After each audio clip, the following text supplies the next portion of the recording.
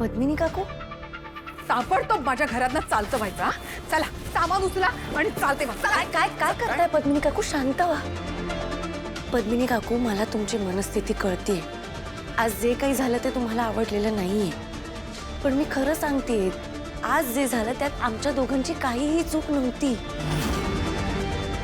बाजूला हो, चल बाजूला हो. चल बाजूला हो. काय करताय तुम्ही? तुम्ही अहो ते आमचं सामान तुम्ही असं हात नाही लावू शकत त्याला. अरे काय काय करताय तुम्ही? पद्मिनी काकू, पद्मिनी काकू, पद्मिनी काकू, काय काय करताय तुम्ही? जरा जरा शांत व्हा प्लीज. हे बघा, तुमचा जो काही प्रॉब्लेम असेल आपण बसून सोडवूयात ना. तो कुठलाही प्रश्न आपण शांतपणे सोडवू शकतो. तुम्ही शांत व्हा. मला तुमच्याशी काही एक बोलायचं नाहीये. हे घर माझं आहे आणि या घरात कुणी राहायचं आणि कुणी राहायचं नाही ना, हे ठरवण्याचा अधिकार आहे मला. काय करताय तुम्ही? अरे चला चालते वा. तुम्हाला काय वाटलं? वारस वारस म्हणत हे घर लुबाडायला घुसलाय हे सगळ्यांना माहिती आहे. तुमच्यामुळे सगळ्यांना त्रास झालाय. आता माझ्या मुलाला त्रास होतोय हे मी सहन करणार नाही. निघा म्हटलं ना, निघा निघा. पद्मिनी काकू, ऐका ना माझं प्लीज. पद्मिनी काकू, एक मिनिट. काय करताय तुम्ही? हिला रूमच्या बाहेर का काढताय? हा प्रश्न तू मला विचारण्याऐवजी स्वतःला विचार ना. ही वेळ तूच आणलीस आमच्यावर कौशिकी.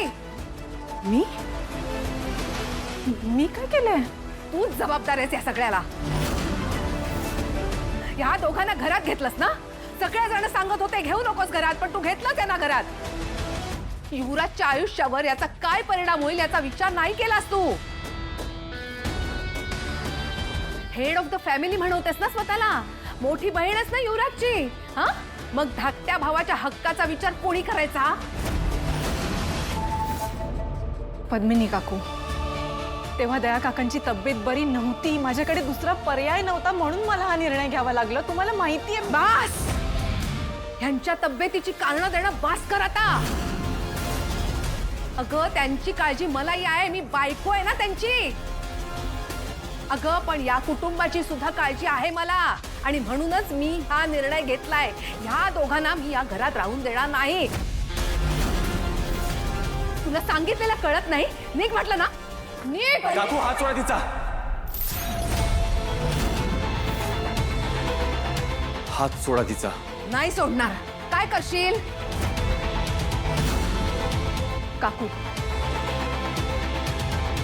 काकू मी तुम्हाला शांतपणे सांगतोय, हात सोडा तिचा.